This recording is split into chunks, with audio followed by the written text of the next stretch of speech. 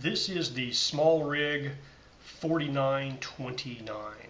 It is a V-mount battery system. And it's the VB99 mini V-mount battery, and this is the orange color. So this would cost you about $200 to purchase. It was sent to me to review for free. They haven't paid me for my review, and my opinions remain my own. Alright, so in the box you get the main V-mount battery with the battery port on the bottom there. Now this guy also has a couple of other connectors.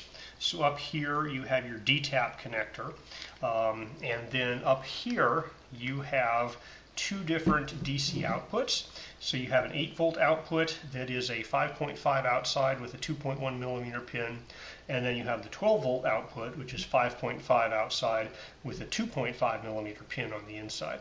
There's also a USB-A and a USB-C port, and the USB-C port can be used to charge this guy. It says up to 100 watts max input on charging on the USB-C port.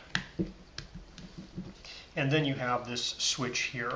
That is the turn it on switch. And so right now it's displaying that it has 62. Well, I was trying to pull a plastic cover off there, but there's a little tape sticker that didn't actually pull any plastic cover, and I can't find a protective cover on the plastic there, so whatever. You push the button, it tells you, hey, it's 62% charged. Now this has a capacity of 98 point something watt hours. The reason for that is this is the, just under that 100 watt limit of the size of a battery that you can take onto an airplane. Now there's two options for charging this. One is the battery port down here, and it'll charge at 6.8 amps there, so just about 100 watts. And the other option is plugging in a USB-C power supply, and it says 100 watt max for charging there. Now for output, this USB-C port will do 5 volts, 9 volts, 12 volts, 15 volts, and 20 volts. And it does 20 volts at up to 5 amps, so this will put out 100 watts if you have the right equipment that can draw it out. There's a USB-A port, and it can negotiate 5, 9, and 12 volts max. I think it's 2 to 3 amps max, depending on the voltage level. And then, of course, you can power things through the battery port down there. And if you have just a DC barrel connector for 12 volt or 8 volt equipment, you can plug them in there as well. Those guys are limited to 3 amps max each. Now, I don't know the total interaction between the different ports. I don't know if all of those ports can output all of that amperage at the same time or not. Quite frankly, I don't have enough camera equipment to hook up everything all at once anyways. And then, of course, there's the DTap port here, which is, it says 11.2 to 16.8 volt, 10 amp max. So I kind of get the impression that that guy there might link almost directly to the battery.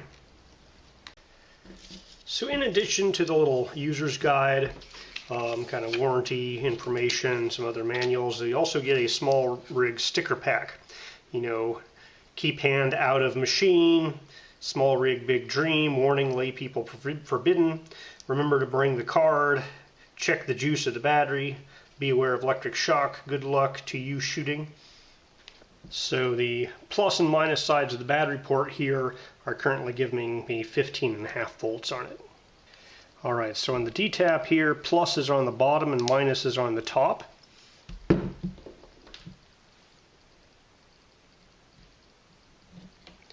That is also the 15.49 volts from the battery. So there is a warning here, it says check the polarity, but this particular DTap has a plus on this left-hand side there, and the minus there on the right-hand side.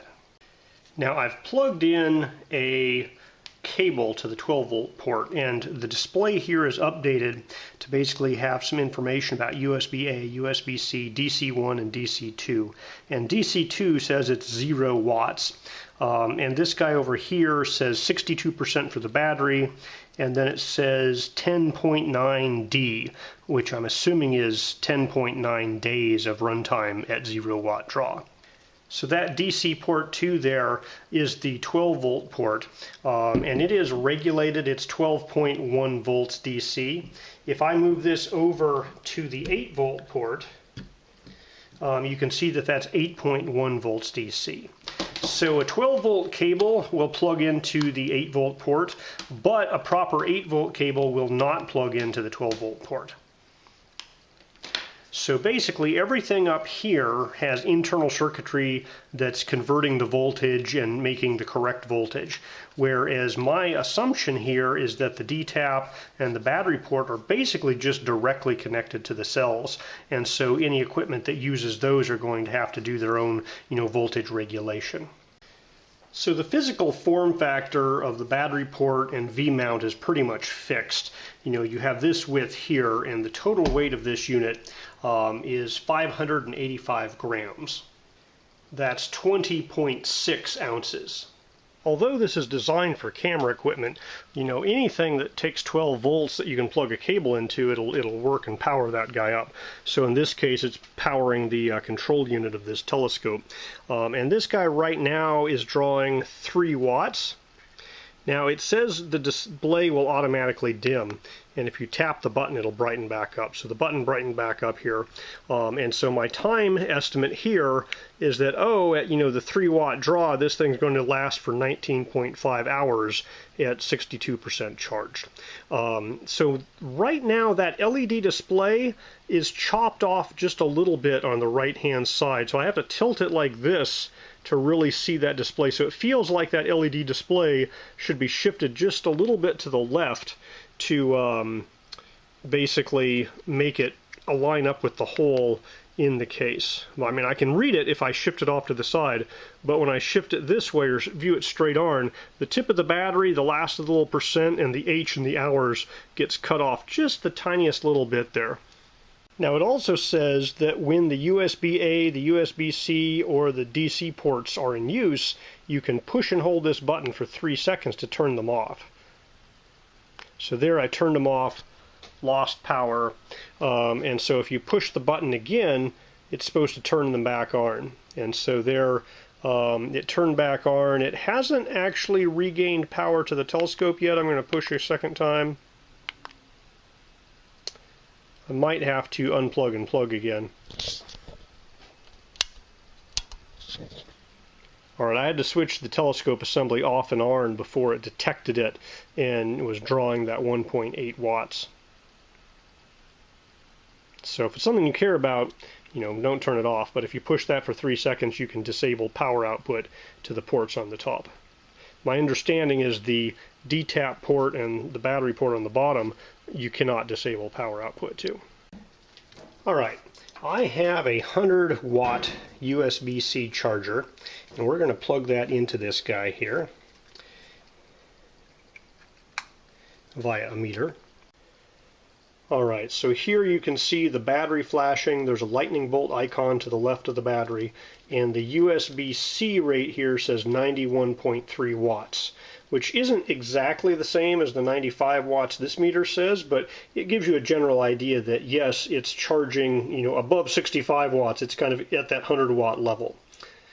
Now it has a 25-M at the time here. I don't know for sure. My best estimate would be that would be 25 minutes until it's fully charged estimate. Alright, now you will not complain that this screen is too bright. This is kind of the dim level. If you push the button a single time, it'll brighten up to the bright level, and even the bright level isn't super bright. If there's a glare on the window, you may not be able to see that. On the plus side, you're not going to have lots of lights, messing up a photo shoot, but outdoors this may be tricky to read. Alright, so let's talk cost. This is an $80 100 watt hour power bank. It has 2 USB-A ports and 2 USB-C ports. This guy here has basically the same capacity, but it only has 1 USB-C and 1 USB-A port. So it's not really designed to compete with your big USB power bank market, because it's a V-mount DP battery with the DTap output here, and it also has the 8 volt and 12 volt power export there. So this guy is going to be about twice as much as that guy because it's for a more specialized market. Alright, so this guy's up to 96% charged, and the charging rate has dropped down. It says 25 watts in here from the USB-C port. So it is tapering as it gets near full charge. So it is slightly warm to the touch, but I really am not detecting a lot of heat coming out of this guy. I think the warmest part might be this aluminum V notch for the V-mount system here. It has some screws that presumably go inside to something that's closer to the heat. Alright, this guy here is reporting that it is 100% charged. It says 0 watts coming in via USB-C power delivery. My meter here says 1/3 of a watt, which is probably what it's using to run the meter and so forth. So this battery has drawn 48 watt hours to get up to fully charged. I'm going to reset that meter. And what I'm going to do is I'm going to discharge this battery using the USB-A port, mostly because I have a USB-A port discharger here. I'm going to turn this guy up to 3 amps, which is the max draw on it, and so that's a 15 watt load. So this guy here has almost 100 watts of capacity, but it's going to have some inefficiencies because it is converting that from the native battery voltage down to 5 volts at 3 amps. So right now it is producing 14.9 watts. I'll turn this up just a little bit. There we hit 15 watts. I'm just going to run it all the way down and we will see how much capacity it's able to deliver at the USB port here. And that shall be a kind of a lower bound on the total capacity it can deliver. If you're doing the DTap ports or the battery ports on the bottom, it should be connected right to the cells and not have that efficiency loss from the conversions. So this will be somewhat like if you're using the USB ports or the 8 or 12 volt power ports. This will kind of give you an idea of how many watt hours you can get out of it. So right now with this guy drawing, we have a display here that says, hey, USB-A port, it says it's taking 16.6 watts. This meter says it's taking 15 watts, and it has a display over there that says 6.7H. So it basically estimates that it can run for a little over 6 hours, which makes sense given it's supposed to have about 100 watt hour capacity.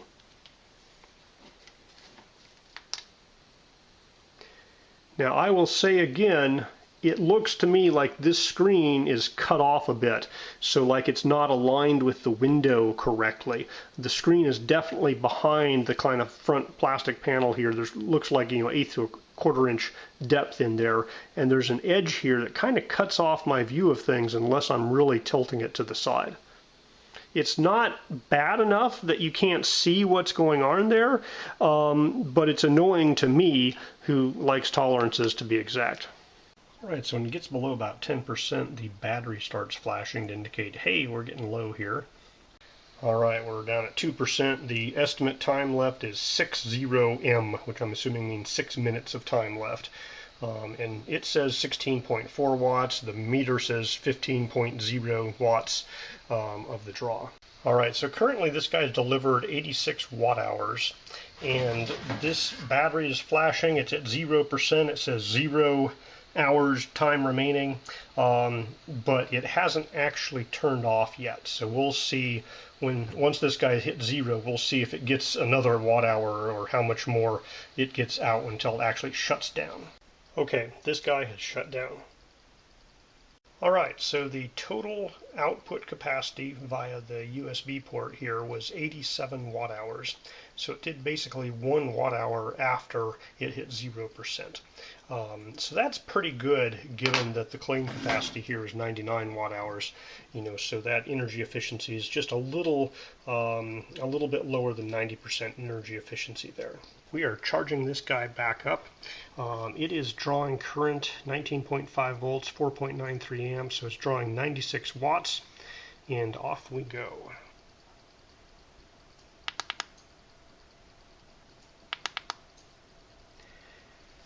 Alright, so if you double tap the power button, you can alternate between 2 displays. So we have a voltage, 19.2, and the voltage of the main battery, which is 14.0.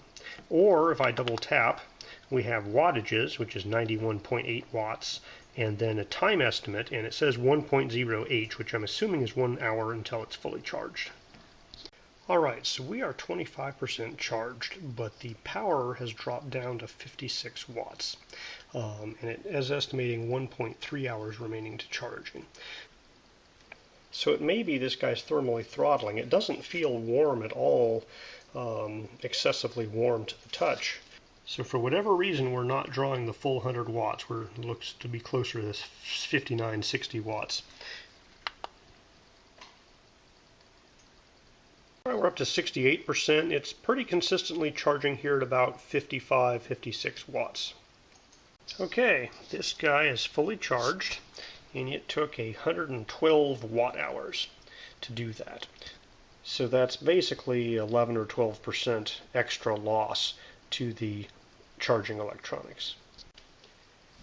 Alright, so this device has 4 voltage controlled ports. There's an USB-A, a USB-C, a 12 volt, and an 8 volt out. Ideally, for a device of this cost, I would expect each of these ports to be able to work independently, so I could theoretically draw power from all 4 of these ports at the same time, at different voltages. Now, that may or may not be the case. We're going to test that. Sometimes with USB controllers, you find that, hey, if there's a 5 volt load on the USB-A port, the USB-C port is also linked to 5 volts, and I don't know if these guys are completely independent or if they're somehow using or interacting with the USB circuitry.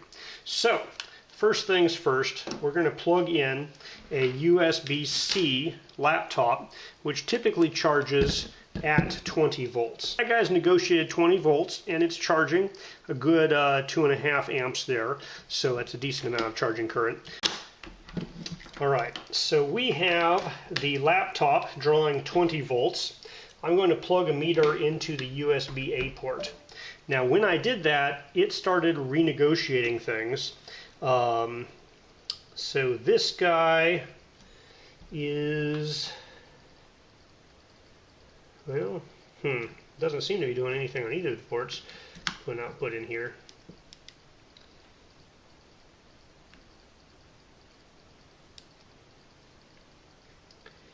Well, it is not appearing to want to work with both of those guys plugged in. Let me unplug the USB-A port.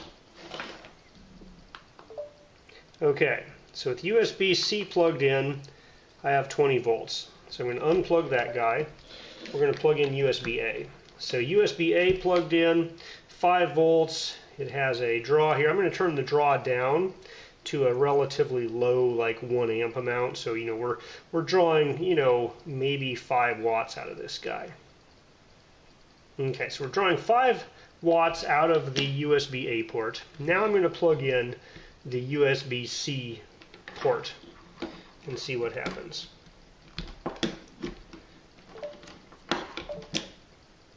So it did some renegotiation, and now neither port seems to be working. It claims USB-C is drawing 0.04 watts. Let me take my meter out. Maybe the problem is with my meter. We're going to just plug in the laptop directly. No, it's not a problem with the meter, so it's a problem with both ports. Alright, so it looks like you cannot use the USB-A and the USB-C port at the same time, at least not on different voltages. It's possible that the USB-C port will work at 5 volts while the USB-A port is plugged in. So here, this guy is at 5 volts. Alright, so if you have 2 5-volt loads, you could run both of them off of the USB-A and the USB-C port. However, if your load is not a 5-volt load, if it's like a 12 or 20-volt load, when you plug that in, it disables the USB-A port, but it also is not providing power out to the USB-C port. Now, if you unplug the USB-A port, at that point, the USB-C port will negotiate up to 20 volts and just work. So USB-A and USB-C can be used at the same time if they're both at the same voltage level, most likely 5 volts. But don't expect to use them at different voltage levels. Now, let's see what happens when I plug in the 12 or the 8 volt connector here. So I just plugged in this connector, and we're going to see, confirm the voltage on it. All right, so I am able to get 12 volts out of the 12 volt power port, the DC barrel connector, while exporting 20 volts to the laptop. Now I'm not drawing a large amount of current here, but I am able to get that 12 volts out. And it says it's providing very little current. Let me do the other one. Let's check the 8 volt level here. All right, so I'm getting 8 volts out of one power port at the same time that I'm getting 12 volts out of the other power port, and I'm getting 20 volts out of the USB-C port. All right, so the summary is these power ports, the 8 volt and the 12 volt power port, are independent of the USB outputs. However, the USB outputs kind of share circuitry, and so you cannot have both of these going at different voltages at the same time. If you have two 5 volt devices, you can power them both out of these two ports, but if you have a device that's higher than 5 volts, you really can't use both of these ports at the same time. So we get 3 independent ports, not 4. Now the DTap port and the battery port here are just connected to the cells, so they're going to work all the time regardless of what's plugged into other things. I've been pretty happy with this V-mount battery. It has a lot of connectivity options. So you have the DTap port, you have the V-mount with the BP port on the bottom. So any equipment that's going to take that V-mount BP port is just going to snap in there and work. Plus, you have the ability up here to charge it via USB-C. And this guy, I've seen it take in 100 watts, but over a long period of time, it does throttle down to about 55 watts. So the actual charging rate over time, as it gets warmer, is about 55 watts continuous. And so you can export 100 watts coming out. And I like the fact that you have these 2 outlets here for like DC barrel connectors. So you have the 12 volt outlet here that takes a 5.5 by 2.5 plug, and then the 8 volt out, you can plug that same plug into it, but it's really designed for a 2.1 on the inside. So if you have a 2.1 plug, it won't plug into the 12 volt, but it will plug into the 8 volt. And so with that, you can export 8 volts and 12 volts, and you can power something via USB-C. And that guy's gone up to the 20 volt level for me. So it has the 5, the 9, the 12, the 20 volt. I think it also does the 15 volt level. Really, my only disappointment with this unit from an output standpoint is the USB-A port and the USB-C port can't be used at the same time unless you limit yourself to the 5 volt level. And so you can't do a little device at 5 volts here and a big device at 20 volts there. You have to pick one of the 2 ports if you want to do something that's not both of them at 5 volts. Now, since this is really designed for camera equipment where you're going to be mounting it on the camera, and all of these ports are kind of accessory equipment ports, presumably that won't be a major limiting factor for most people. Single button here, it basically just displays the percentage charge. When there's some power coming out of it, you can double click and change from a voltage of the total battery to an estimate of how long the battery is going to last, or you can change between voltages and watts on the outputs. The only other comment I have is that there is a very little section of the display that is difficult to see on this side over here, and I think that's just the display isn't quite perfectly aligned with the hole cut out in the plastic for it. You can read everything, you just have to tilt it just slightly to kind of look around the edge. It's nothing that's really going to affect usage, it just bothers me. So all in all, very nice, very capable battery. Now, it does come with a price tag. This is also a pretty expensive battery as batteries go. I think it's in the reasonable price range for this style and type of battery. And I don't have any real disappointments about it other than the USB-A and USB-C port not being completely independent. But that's pretty understandable given that that's kind of a secondary output on this battery.